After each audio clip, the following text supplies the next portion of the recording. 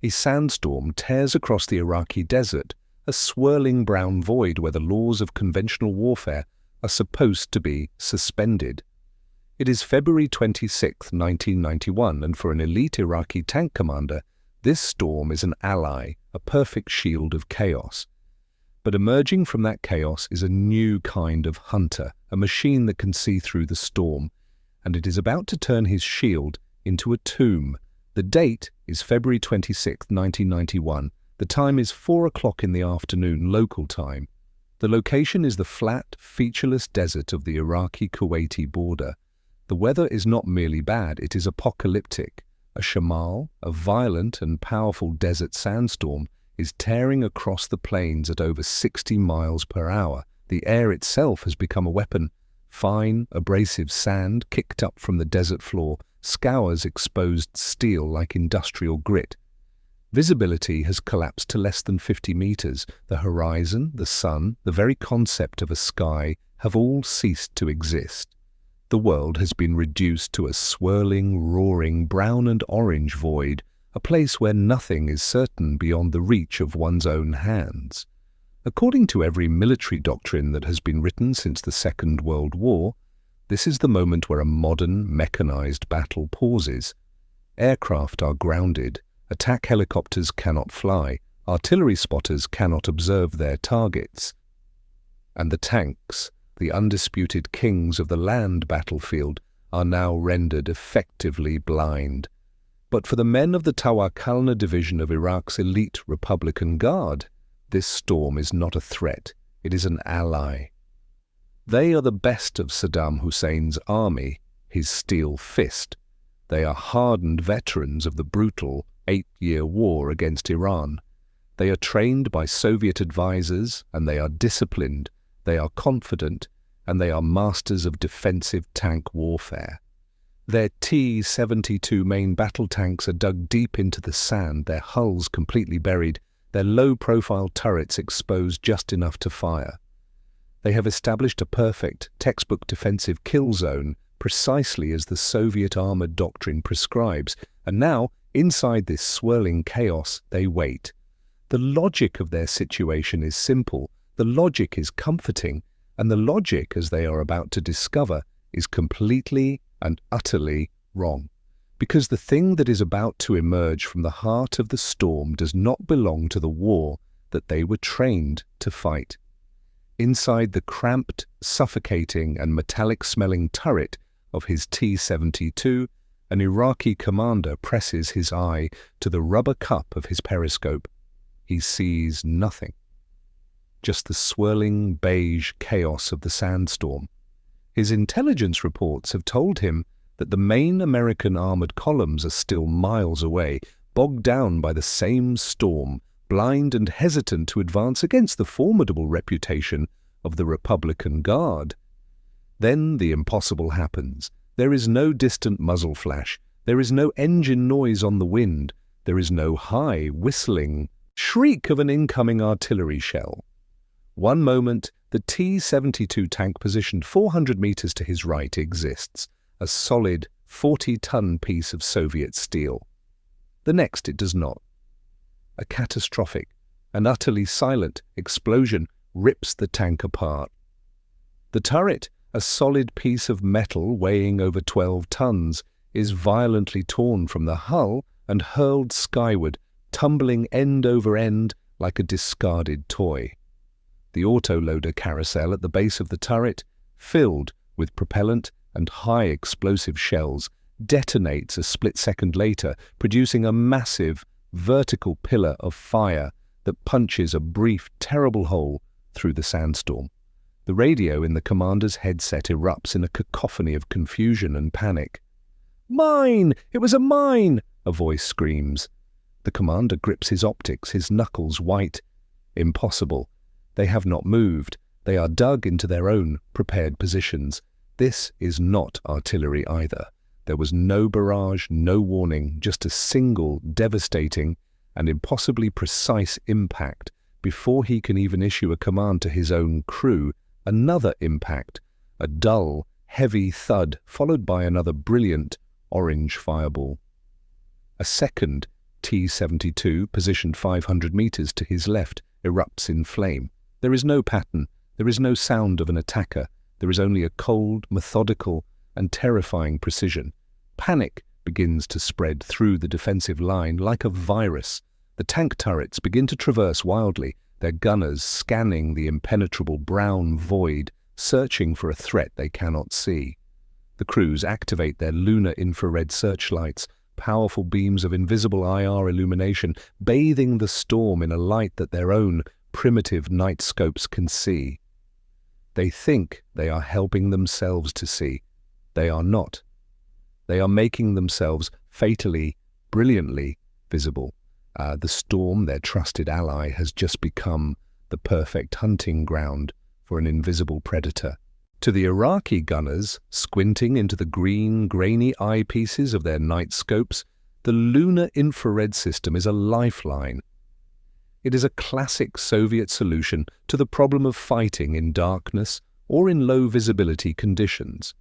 The powerful, invisible beam of the searchlight reflects off of the targets in front of them, creating vague, ghostly green shapes in their scopes.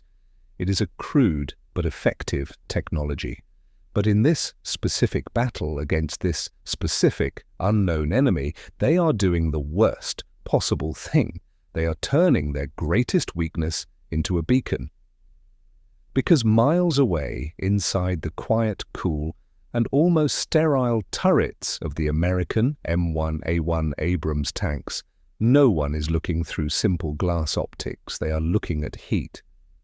The American gunners are staring into the eyepiece of the AN/VSG-2 thermal imaging system, and through this revolutionary sight, the sandstorm, for all its violent, roaring power, simply does not exist. The smoke from the burning oil wells does not exist. The darkness of the night does not exist. The world appears in a stark, clear, and high-resolution, black and white, a thermal landscape where every object that is warmer than the surrounding desert screams for attention. And the Iraqi tanks are glowing. Their powerful diesel engines, even when idling, radiate an immense amount of heat. Their tracks and their road wheels, from the friction of their recent movements, burn with a retained warmth. Their long gun barrels, even from just a few rounds of earlier firing, are hotter than the surrounding air. The T-72s, which believe they are perfectly camouflaged by the storm, are, on the American thermal screens, shining like bright, white-hot ghosts against the cool, dark grey of the desert sand. And the lunar infrared searchlights, the very tool the Iraqis are using to try and see, are the brightest things of all. In the thermal spectrum, these powerful, invisible beams appear as blazing, brilliant beacons, perfectly illuminating the exact position and the exact identity of the tanks they are mounted on. To the American gunners, the elite Republican Guard is no longer a hidden and dangerous threat. They are a perfectly illuminated shooting gallery. The reports that are now beginning to stream back from the Iraqi front lines to the divisional headquarters are becoming increasingly incoherent, a litany of impossible and terrifying events. "We are being hit from over 2,000 meters, one commander reports, his voice tight with panic. "They are moving fast, 40 miles per hour, through the storm," another one shouts. "They are firing on the move. How are they firing on the move?" To the Soviet-trained officers in the command bunker, this is pure madness. According to their own rigid doctrine, a tank must stop to fire accurately at long range. Their own stabilization systems are limited. Their optics are imperfect. The complex act of firing a tank gun on the move is a wildly unreliable practice reserved only for very close-range, almost point-blank engagements. But the Abrams is not a Soviet tank. It is a product of a completely different and far more advanced technological philosophy. Its massive 120mm main gun is fully stabilized on two axes, held in place by a sophisticated and powerful gyroscopic system. The gun, in effect, floats, remaining perfectly steady and locked on its target, even as the tank itself is bouncing and pitching over the rough desert terrain. Its advanced digital fire control computer is constantly and automatically calculating all of the complex variables of a long-range shot. The lead on a moving target, the crosswind, the air temperature, the humidity, and even the slight, almost imperceptible droop of the long gun barrel itself, and its revolutionary thermal sight is feeding it a constant stream of perfect, precise, and undeniable target data, regardless of the visibility. The Abrams does not need to stop. It does not need to slow down. It simply hunts. The Iraqi tankers are trapped in a nightmare. They are being stalked and they are being killed by a machine whose very existence seems to violate the fundamental laws of armored warfare as they have been taught them. The blazing beacons of their own searchlights are now serving as their tombstones. The physical effect of the Abrams main gun is as revolutionary as the systems that aim it. A long, slender, depleted uranium penetrator, a dart made of one of the densest metals on Earth, leaves the smoothbore 120mm barrel at a speed of nearly Mach 5, more than 3,500 miles per hour. There is no high explosive charge. There is no fireball upon impact. The kill is a purely kinetic event, a triumph of mass and velocity. The dart strikes the thick, sloped glacis plate of a T-72 and it simply, and with a terrifying and almost casual indifference, ignores it. The immense energy of the impact liquefies the Soviet-made armor. The penetrator passes through the turret ring. It shreds the crew compartment with a spray of molten metal and deadly shrapnel, and in many cases it continues straight through the engine block at the rear of the tank. The overpressure inside the T-72's cramped crew compartment is instantaneous and unsurvivable. The crew dies before their brains can even register the sound of the impact. From the outside, the 40-ton tank simply shudders as if from a massive, invisible blow, and then it goes still. A few seconds later, a thin wisp of black smoke begins to seep from the closed hatches. To the surviving Iraqi crews watching in horror, this is not warfare, this is sorcery. Faced with this invisible and seemingly omnipotent enemy, the Republican Guard commanders attempt to adapt. Their doctrine gives them only one answer to a superior, long-range threat.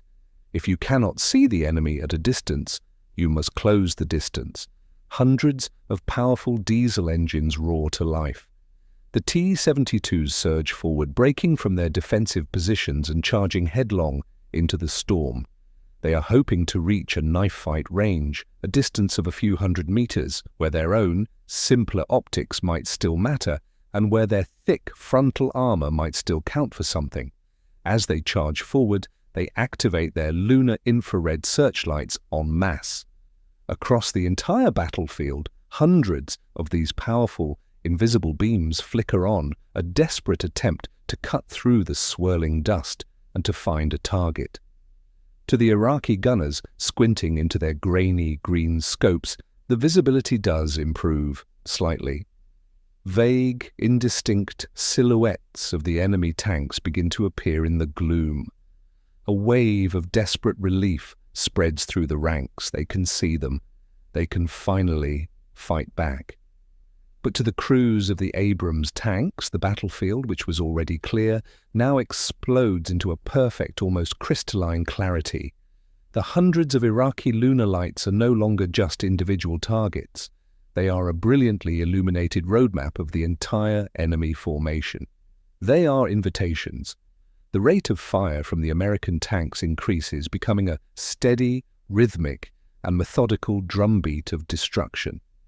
The Abrams crews, their own tanks, still completely invisible, begin to engage one IR, source after another, calmly, professionally, firing their depleted uranium darts directly into the brightest of the signatures. One Iraqi gunner, his heart pounding with a mixture of fear and exultation, shouts triumphantly into his intercom, "I see one! 12 o'clock! Target!" He fires. The 125mm shell from his smoothbore gun vanishes into the storm. It is a miss. the Soviet-made laser rangefinder on his T-72, a technology that is itself a generation behind its Western counterparts, is scattering its beam off of the dense particles of sand and dust in the air. It is feeding a set of completely false data into the tank's simple fire control system. The gunner has aimed at a target that he thinks is 1,000 meters away. The computer has read the range as 200. The round sails harmlessly over the top of the American tank. Before the T-72's slow, mechanical autoloader can cycle in another round, a process that takes an agonizing and fatal 7 seconds, retribution arrives. A silver dart, moving at a speed that is too fast for the human eye to even track, punches through the turret ring of the Iraqi tank. The tank and its crew becomes another coffin. The Iraqi crews are not just fighting a superior tank, they are fighting an enemy who has mastered a different kind of time. They are, in a very real sense, fighting a war against time travelers. They are using the analog, mechanical, and human-intensive technology of the 1970s against a machine that has brought the fast, a machine that has brought the fast, digital, and almost instantaneous reality of the 1990s to the battlefield. As the one-sided slaughter continues, a veteran Iraqi captain, his own tank still miraculously intact, makes a last, desperate, and perfectly logical decision. He orders his crew to pop smoke and to shut down their engine. A series of phosphorus smoke grenades detonate around the tank, creating a thick, white, and billowing wall, a screen that is specifically designed to block both conventional optics and the laser designation systems used by guided missiles. With its engine off, the tank's heat signature is now dramatically reduced. According to the Soviet doctrine in which the captain has been trained, his tank is now, for all practical purposes, invisible. But in the new and unforgiving reality of the thermal battlefield, this is just another illusion. 200 meters away, an American M1A1 Abrams glides to a halt, its powerful turbine engine whispering with the sound of a jet at idle. Inside the turret, the American gunner is staring into a digital abyss, a world where the laws of conventional physics no longer apply. To his thermal sight, the phosphorus smoke is cold, the desert sand is cold, but the 40-ton block of steel that is the Iraqi T-72, even with its engine off, is not. It has retained its heat. And on the American gunner's screen, the Iraqi tank now shines like a ghostly, perfectly formed silhouette, its shape framed with a beautiful and terrible clarity by the cold, dark cloud of smoke that surrounds it. "Tank! Flank shot! Identified!" the American gunner says, his voice a calm, flat monotone. "Up!" the tank commander replies, confirming that the gun is loaded. "Fire!"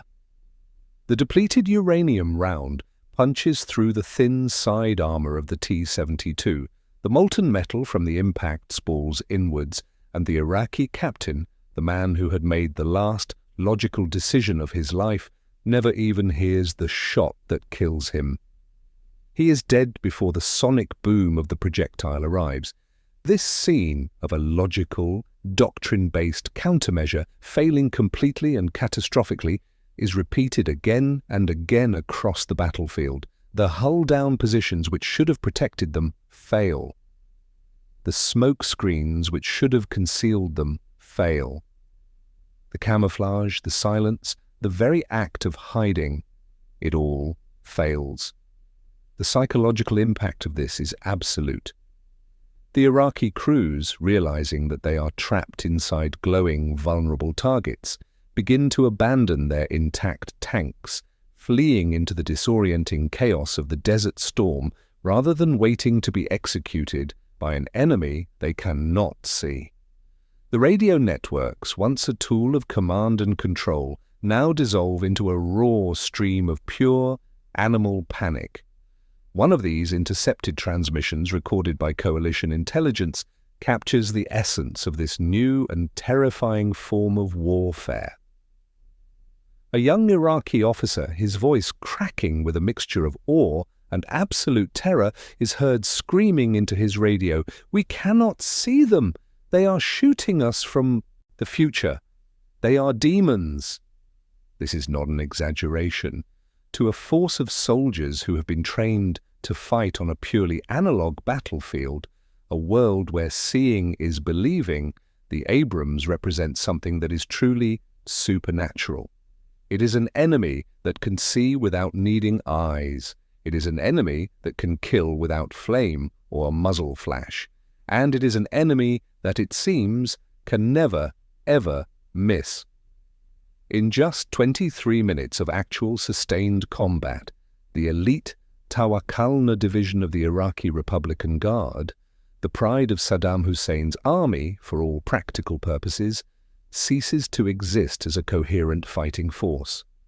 Entire battalions are erased from the battlefield, their tanks left as a series of burning, smouldering hulks in the sand. In the broader campaign of the Gulf War, the final statistics will tell the full, brutal story of this technological mismatch. Over 3,000 Iraqi tanks will be destroyed, and on the American side, not a single M1A1 Abrams will be penetrated, let alone destroyed, by an enemy tank round. All of the US tank losses will come from mines, from improvised explosive devices, and from the tragic chaos of friendly fire. When these reports, these statistics, these almost unbelievable accounts of one-sided destruction reach the high command in Moscow, the Soviet generals understand the truth instantly. This was not just an Iraqi defeat, this was a doctrinal extinction event. The Soviet Union had built and had exported tens of thousands of tanks that had been designed for a purely optical battlefield, a battlefield that, as of this day, no longer existed. Their entire, massive and incredibly expensive armored doctrine had just been rendered obsolete in a 23-minute sandstorm. The massacre in the desert, the battle that was decided in just 23 minutes, was not truly won in the year 1991. It was won decades earlier in the quiet, climate-controlled laboratories of the American defense industry by a small group of scientists and engineers who had made a fundamental and revolutionary bet on a different kind of physics. For generations, the science of night fighting had been dominated by a single technology, image intensification. This was the technology that the Soviets had perfected. It worked by taking the tiny, ambient amounts of visible light in a night sky, from the moon, from the stars, and amplifying them thousands of times. The result was the familiar, ghostly, green and white world of the classic night vision scope. It was a technology that was effective, but it had a series of critical and ultimately fatal flaws. It was short range. It was easily blinded by smoke, by dust, and by the bright flashes of a real battlefield. And if there was no light at all, on a moonless, overcast night, it was completely useless. The American military, in the aftermath of the Vietnam War, had seen these flaws. They had realized that any technology that relied on light could be defeated by simply blocking that light. And so they had made a massive and incredibly expensive pivot away from the science of amplifying light and towards a new and far more promising science, the science of seeing heat. The US military began to pour billions of dollars into the development of long-wave infrared thermal imaging. This was a technology that used incredibly sensitive, cryogenically cooled sensors made from exotic materials like mercury cadmium telluride to detect and to create a picture from the faint, invisible heat signatures that are emitted by all objects. Herein lies the critical and world-changing piece of physics that decided the battle in the sandstorm. The wavelength of visible light is very small. It is similar in size to the tiny particles of sand and smoke that made up the shamal. When the light hits these particles, it is scattered and diffused, and it disappears. This is why the human eye and the Iraqis' image intensification scopes could see nothing. The wavelength of thermal infrared radiation, however, is much, much larger. The waves of heat energy are so large that they do not hit the tiny particles of sand and dust. They simply flow around them like a wave in the ocean flowing around a single grain of sand. To a thermal sensor, the sandstorm, for all its terrifying power, was almost completely transparent. The American Abrams gunner, sitting in his cool, dark turret, was not seeing through the storm. From the perspective of his thermal sight, the storm simply did not exist. This single, fundamental advantage in physics created a battlefield that was not just uneven, it was surreal. The Iraqi T-72s, blind and terrified, were firing their guns at an enemy they could not see. The American Abrams crews, calm and professional, were engaging in what amounted to a live-fire training exercise on a perfectly clear day. They were picking their targets, they were prioritizing them based on the threat they posed, and they were destroying them with a methodical and almost leisurely precision. The Cold War, in its final violent chapter, had become a war of competing philosophies of light. The Soviets had bet on a technology that amplified the visible world. The Americans had bet on a technology that revealed the invisible one, and in the sands of Iraq, the invisible had proven to be infinitely more powerful. The storm was a wall for one side, and it was a window for the other. The Battle of 73 Easting, and the series of brutal, one-sided engagements that culminated in the destruction of the Tawakalna division, was more than just a military victory. It was a message delivered in the stark and unforgiving language of fire and steel. And that message was received with a stunning and horrifying clarity in the halls of the Kremlin. For the Soviet generals who were studying the after-action reports from the Gulf War, the conclusion was inescapable. This was not simply an Iraqi defeat. The Iraqi army had fought bravely and in many cases skillfully. This was a complete and utter doctrinal extinction event. The Soviet Union had built and had exported to its client states around the world tens of thousands of tanks that were the physical embodiment of a specific and deeply held philosophy of war. It was a philosophy that had been born in the vast, open spaces of the Eastern Front, a philosophy that valued mass, that prized the offensive shock of a massed armored assault, and that accepted, as a matter of course, a high rate of attrition. The T-72 was the perfect expression of this philosophy. It was relatively cheap, it was produced in vast numbers, and it was designed to be a simple, rugged, and ultimately expendable tool in a war of overwhelming numbers. The Abrams, by contrast, was the product of a completely different and far more Western philosophy. It was a machine that had been designed around the central concepts of crew survivability, of technological superiority, and of information dominance. It was an incredibly expensive and complex machine, and it was produced in far smaller numbers than its Soviet counterparts. But it was designed not to win a war of attrition, but to win the first decisive battle, and to do so with a minimal loss of its own highly trained crews. The 23-minute sandstorm on the Iraqi border had been the first real-world, high-intensity test of these two competing philosophies. And the result had not been a contest, it had been a slaughter. The Soviet doctrine, which had been the foundation of their military power for 50 years, had just been rendered completely and publicly obsolete. The psychological impact of this realization on the Soviet high command and on the broader Soviet system was profound. It was a humiliation that struck at the very heart of their national identity. For decades, the might of their tank armies had been the ultimate guarantor of their superpower status. It was the iron fist that kept Eastern Europe in line, and it was the threat that held the armies of NATO at bay. Now that fist had been revealed to be made of glass. The Soviet leadership now understood the terrible truth. The war that they had spent decades preparing to fight, a massive conventional tank battle on the plains of Central Europe, was a war that they could not possibly win. Their tanks were blind, their armor was vulnerable, and their entire, rigid, top-down doctrine was a relic from a bygone era. The Cold War, in a very real and tangible sense, did not end with the fall of the Berlin Wall in 1989. It ended in silence, in the swirling dust and the smoke of a desert battlefield 2 years later, as a series of glowing white-hot tanks burned brightly, and then went dark on a thermal imaging screen. The extinction event was over, the dinosaurs were gone.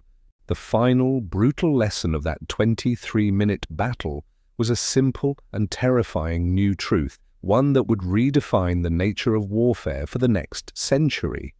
Armor thickness no longer mattered. The sheer number of tanks you could field no longer mattered. The top speed of your vehicle no longer mattered.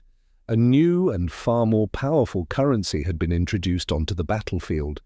In this new age, information was armor. If you cannot see the enemy and the enemy can see you, you are not a combatant. You are simply a target.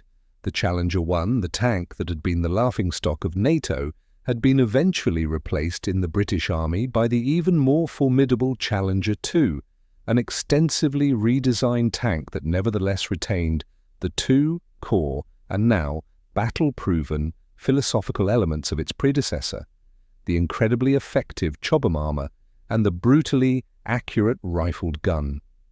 The ghost of that desert war and the lessons it had taught remained.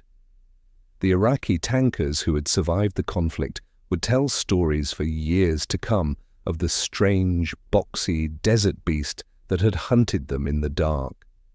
They would speak of the confusion, of the sheer, numbing terror of watching their comrades explode without any warning, and of the horrifying realization that their own equipment, the thick steel shields that they had trusted their very lives to, was nothing more than paper against the new, invisible weapons of the British.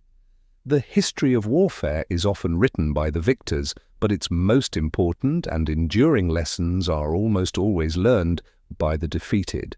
And in the bloody sands of Iraq, the lesson was clear. Technology matters, but the right philosophy, the unwavering belief in the principles of precision, of crew survival, and of engineering resilience matters even more. The British, in the end, didn't just win a tank battle. They had solved the mystery of modern armored warfare. The Cold War did not end with a spectacular flash of nuclear fire, as so many had feared for so long.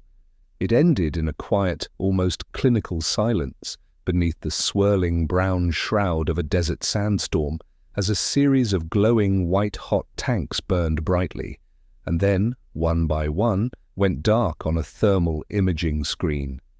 It was an end that was not marked by a bang, but by the quiet, almost imperceptible click of a button and the whisper of a depleted uranium dart traveling unseen through the dark.